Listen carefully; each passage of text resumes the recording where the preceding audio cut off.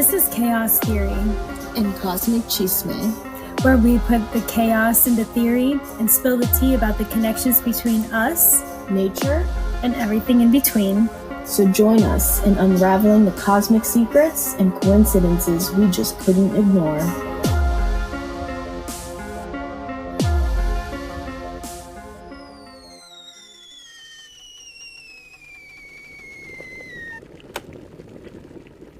Hello, Cosmic Chismosos. And if you don't know what that means, then basically you came for the gossip as we pour the tea on how Polynesians use the stars to navigate our great oceans and some other things you'll never believe about life on the Pacific Islands. We're your hosts, Kaylene. And I'm Ashley. And today we are focusing on Polynesian culture because it is Polynesian Heritage Month. So we wanted to talk a little bit about this podcast and how we got started before we jump into Polynesian culture. So first of all, I wanted to start a podcast. I'm always trying to find like these little connections between everything. And I'm a big old nature nerd. I've always grown up watching Jack Hanna, Steve Irwin, and then, National Geographic and like all these different like Kratz brothers. And then I got into health and biology and fitness and nutrition and all that stuff. And I was like, wait, some things are kind of like clicking, I guess. And basically, I just noticed that there are things in common with everything. Everything has something that like loops in with one another. And I think it's interesting to talk about. And I feel like people don't talk about it enough. I think there's like a lot of media out there right now that's covering conspiracy theories. And I think that the truth is away from our phones and what we see in our everyday life. And maybe we'll become a little bit more aware of our surroundings.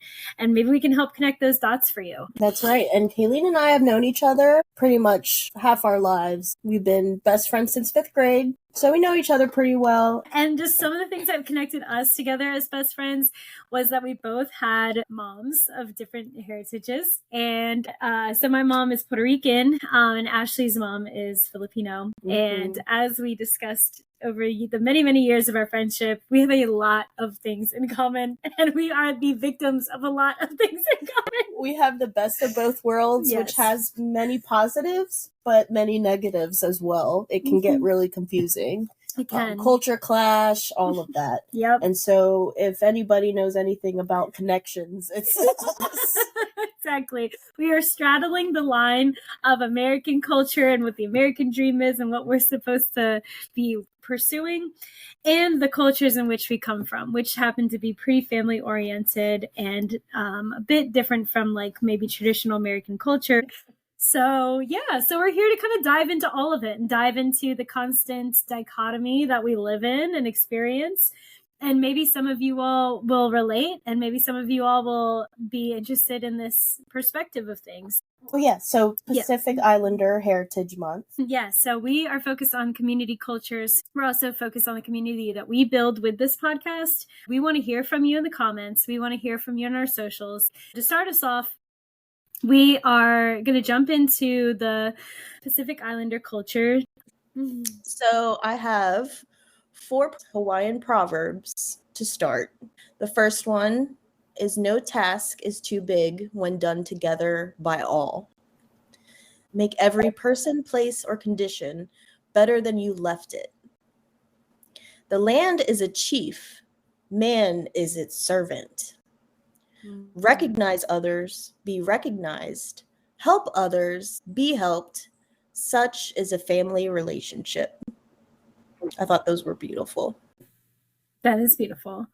So I recently saw Moana 2 with my niece. So Moana's trying to like connect her own dots, her family history, her ancestors, and reaching out to other islands. And that all ties into the history that we're going to get into today. So when we talk about Polynesia, we are talking about American Samoa, the Easter Island, French Polynesia, Hawaii, New Zealand, Tonga, and many other islands. Pacific Islanders is the broader name for all these people, which is broken down into Melanesia, Polynesia, and Micronesia. But we're going to specifically talk about Polynesia today. We're tracing this all the way back to 1500 BC when they set sail from Southeast Asia.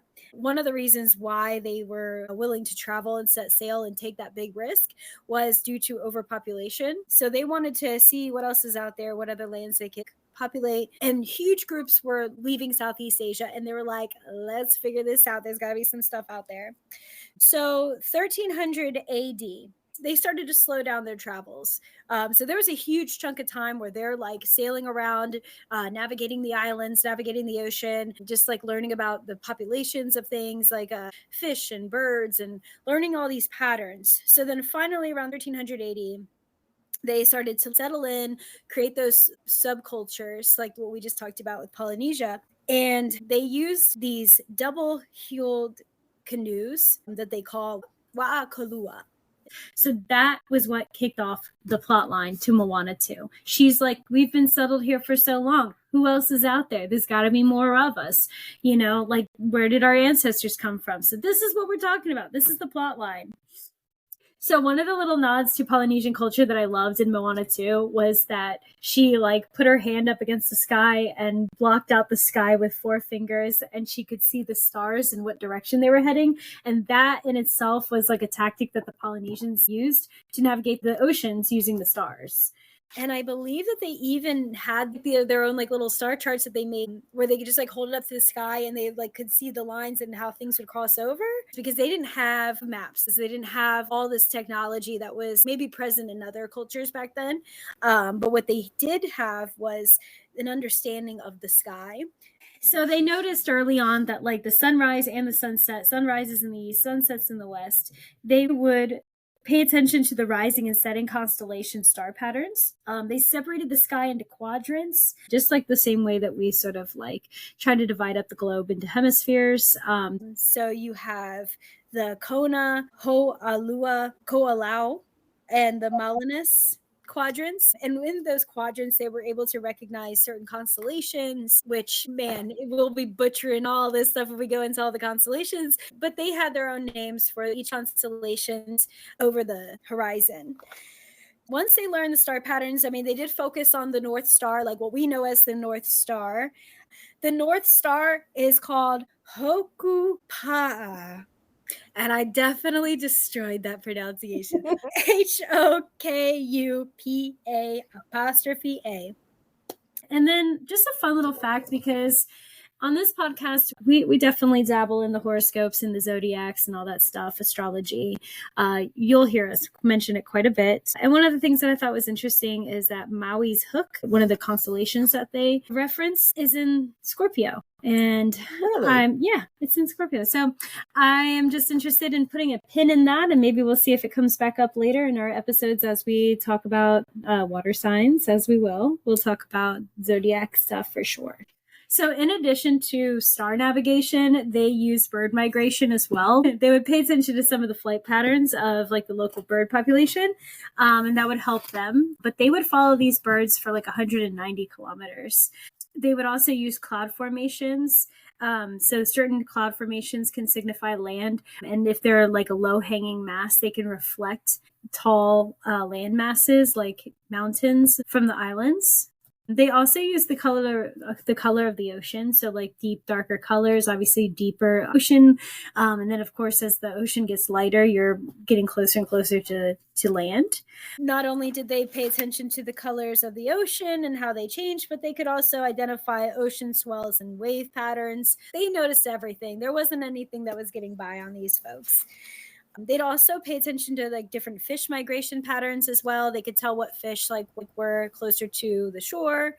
So they were just very observant. They weren't distracted by cell phones. They weren't distracted by anything. They were like fully present in observing all of these different things. And then they would pass that information down to generations. So I do want to talk about a little bit about the fact that they traveled 160 million square miles. When we're talking about that entire time period between 1500 BC and 1300 AD, they were like, we're covering all of it. So 160 million square miles. So let's talk about the Polynesian voyagers today. So according to the Polynesian Voyaging Society, which is where I took this information from, they go on a voyage for the Earth to continue their heritage. It is called the Moana Nui Akea. And that first word again, Moana. Mm-hmm. And So she represents that voyage for the Earth. She is our nautical navigator. So that voyage for the Earth takes place. It's a 47-month circumnavigation of the Pacific using traditional Polynesian voyaging canoes, which totals out to 43,000 nautical miles. It is a 400 member crew traveling to 86 countries and archipelagos to nearly 100 indigenous territories and 345 ports. So I'd like to go back to what you said about the Polynesians and how much they discovered. So just to put things into perspective for us and our listeners, so the Polynesians discovered 160 million square miles, and the surface of the Earth is 196.9 million square miles. So that's a lot of numbers, but if we do the math, that is 81.26% of the Earth that the Polynesians discovered. And also another fun fact, 71% of the Earth is covered in water. So makes sense. That's crazy. So why do they do this?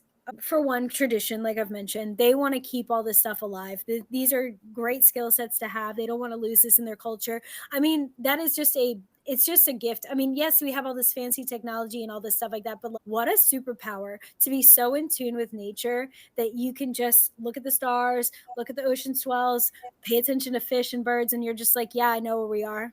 And the fact that their outreach has gone beyond Polynesia. I mean, if they're visiting 86 countries and archipelagos and 100 indigenous territories and 345 ports, like we're going beyond the Polynesia. The other reason is to educate. They want to educate, obviously, the coming generations. All of that information is so important to their culture. They want to continue to preserve those skills of being able to read the ocean swells, being able to identify the stars and their rising and falling, being able to point out their North Star, the quadrants that we talked about, paying attention to the fish migration, bird migration. They want to keep all of that in their culture. But they also are very invested in conservation. They believe that by taking these treks and voyages, they can promote this continued love for the ocean, which will also help promote caring for the ocean, not polluting. Like they can see the changes as well. Like when you're traveling and you're making that a regular part of your culture, it's almost like they are the overseers, the watchers of the ocean, or the protectors of the ocean, focusing specifically on the Pacific, of course, but they can notice changes, if there's changes in swells, changes in like migration patterns, changes in populations and whatnot. I would call them like the unsung heroes of conservation for ocean conservation. And going back to what was your proverb? Oh yeah, it was the land is chief, man is its servant. Amen. Hallelujah. Praise. So, yeah, I think that's great. It's definitely a difference.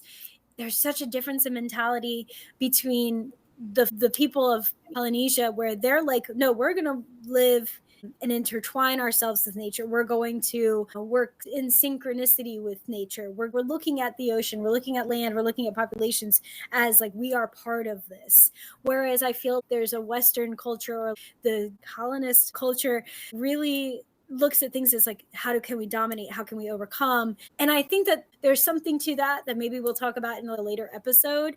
But I think that there's just like a big difference between the mindset of the biggest, fastest ship, the best technology, all this different things to conquer and to overcome these things, rather than to live synergistically with nature. So as we zoom into the islands and we focus on how they live their day to day, what are some things that are unique to them? So don't forget that they have to work together, to build these canoes, to get out there, to navigate, who has the brains, who can work on this, who can work on that. Mm-hmm. And community is very, very important to the Pacific Islanders. Everybody has their own job to do. Everybody is responsible for their own thing. And Samoa is the one that I kind of touched base on. They have their leader and their chief, which is called a Matai. And Samoan society is organized by family, and each family has its own titles. I did read this study that they conducted in Samoa in 2019 that they performed in 4 different villages. And the study they had 2 translators who were both native to Samoa, and the population is less than 1,000 people. And they chose that area because they really relied on agriculture and the marine life. So fishing, farming, all of that.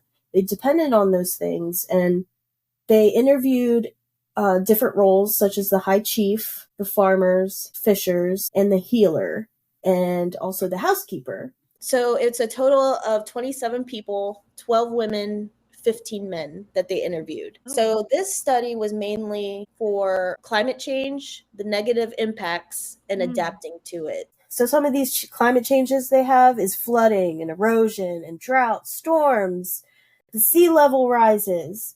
So they wanted to ask them, how has climate change affected you? What have you done to overcome it? And ask those questions from all the perspectives of these different roles. And so the Women's Committee, which was led by the wives of senior chiefs, they play a vital role in public health, community services, maintaining traditional practices. So we could probably thank them for that voyage that they have. The one that I was talking about, the Moana one? That one. How do you say it? The Moana Nui Kanea. Oh my God, did I do it? I don't know. Also, come for me in the comments. Yeah, let us know if we're wrong about anything, because, again, we're just 2 girls trying to figure all this stuff out. So the farmers and the fishers, they were generally male. The healer and the housekeeper was all female. The housekeeper, they prepare food, weaving mats, the primary caregiver of the children. The healer prepare the plant products and for medicinal purposes. So nature is their medicine. And then there's one more position called the amaga, which is called untitled men. And they do most of the heavy labor, the building and all of that stuff. And usually it's young men. So maybe that's how they start.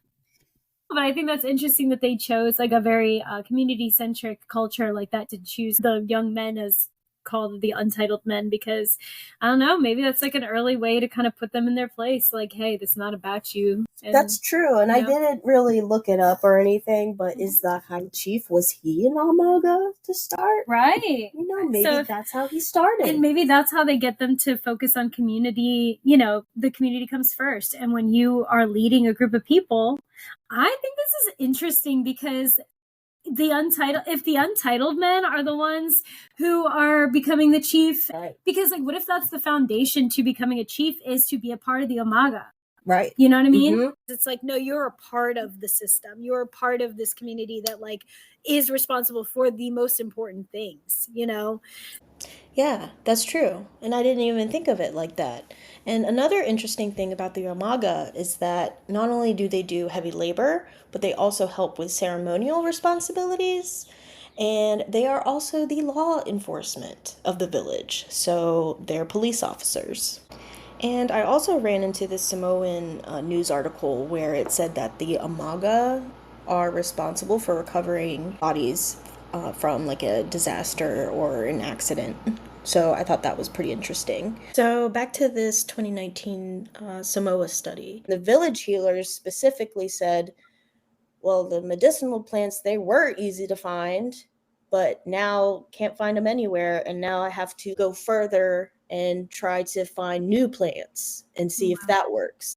The soil might be compromised because maybe it's filled with microplastics. Yep. The hotter temperatures not allowing the plants to grow in their natural environment that would be the conditions right for growing. I mean, there's a number of things that we're talking about here, but we're kind of not here to preach, but we kind of are, know. It's we're just trying to put some spotlights on some things and being what's going on? Just that little thing can cause, it's affecting an entire village. Exactly. And since they have to deal with this, they have to start building seawalls and do some crop rotation and pollution control because all of a sudden they have to accommodate these changes. So, they don't want trash in their oceans.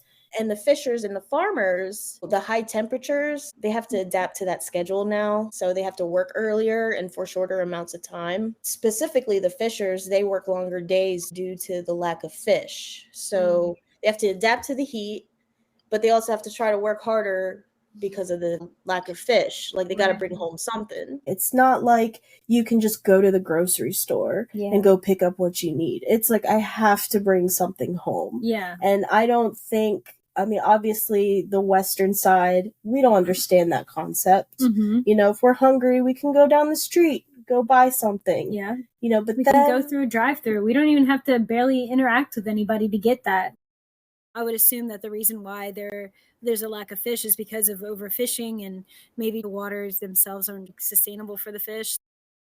If they're working with nature, so I would assume that they're doing things like spear fishing. They're just taking what they need, not in comparison to like Deadliest Catch, where they're throwing these massive nets down and they're scooping up fucking not only fish, but they got sharks, they got dolphins, they've got fucking the Titanic in there, and they're just like, yeah, pull it up. So I'm just thinking, if they're in competition with that, yeah, they're not going to have much of anything. Communal fishing drives, they would drive fish towards a trap using branches and coconut leaves. Oh, that's interesting. Yeah, so using nature against nature. Yeah, imagine that. They figured it out. Okay. But another thing I did read, though, is that Pacific Islanders, their culture is not just one person, like, don't fish for one person, I guess, but fish for the entire village. You talking about this big community effort and stuff. Something that I forgot to mention was that those double-heeled canoes, those are all made by the whole community. Like, everybody is involved with the making of these canoes. The hula dancers are even involved. They're just like, everyone's going to contribute to this. And I love that, because I'm just thinking, if they set out to then fish for those communities to repay back that effort, And it was just knowing that the community all had to invest resources into the most important resource that they had, which was their ability to navigate the oceans. Those canoes look really similar to bunka boats in the Philippines. So it has to be inspired, there's no doubt about it. So I thought that was pretty interesting. But Western society they're so individualistic that, you gotta fend for yourself. Yeah. But, over there, they're just like, everyone has a job, and together we can do this. Yeah. We just don't see a lot of that kind of mentality anymore. Everybody's like kind of out for themselves. So one of the things that changed, though, for them, because the climate change changed the jobs too. And so usually the women, they would go out and collect shellfish and stuff from the shoreline as another source of food.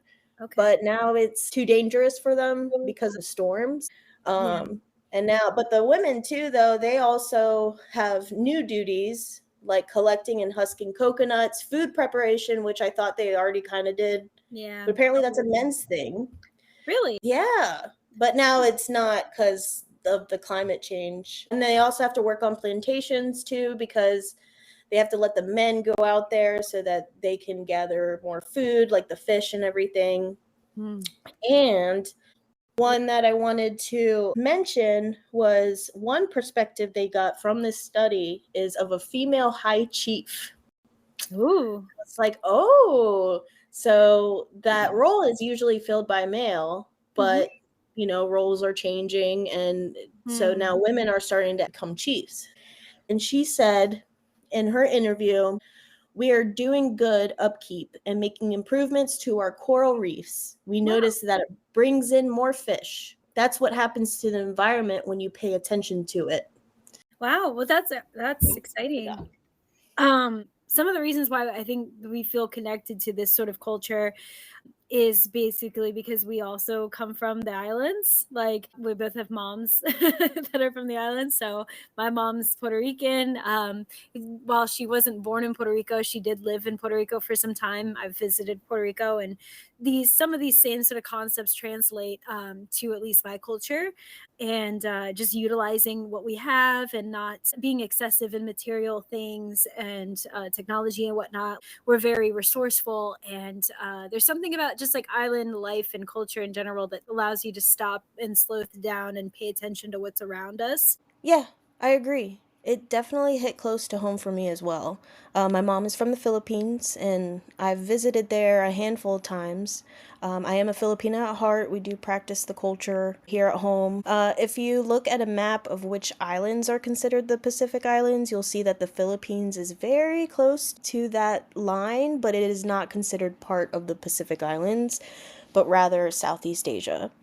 However, the culture is still very similar, and I really loved seeing how family oriented they are and how they respect their elders. And those are two things that we really hold value in the Filipino culture.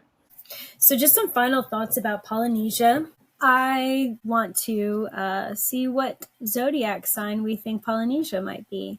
Now, I did consult chat, but I'm not quite sure how I feel about it. But I'm going to go with Cancer. I think Cancer, it's a water sign. Cancer, they like keep the emotions maybe at bay, but they're really strong exterior. And I feel like Cancers, they just love in a very like maternal and paternal way. And I want to say that Polynesians are very like that, like with the leadership stuff that we talked about with the what did we call it? The chief? Is it just like Yes, Matai. the Matai, yeah. And how that felt like very paternal for the longest time, and now it's maternal now that they've allowed like women to be a part of the leadership. Yeah. The Umaga are land like family. They're like, we are one, you know? So I think that Cancer kind of makes sense for their culture. But if you have any ideas in the comment section, please let us know what you think. We are just going to kind of end with this thought. What zodiac sign are they? So stay tuned for our next episodes as we cover all these different islands. We're going to talk about our own respective cultures. Puerto Rico's coming up. We got the Philippines. So definitely stay tuned and listen to this small collection as we launch our first series in the Chaos Theory and Cosmic Chisme. We're so excited for you all to follow us along as we embark on this journey, as we connect all the dots on everything. And if you have ideas of things you want us to talk about, definitely submit those as well. But thank you all so much for listening. CTCC, baby. We will be releasing twice a month. We're aiming for Thursdays. We'll update our Instagram. Don't forget to follow us at Chaos Theory Cosmic Chisme. Bye-bye. Bye-bye. Keep gossiping.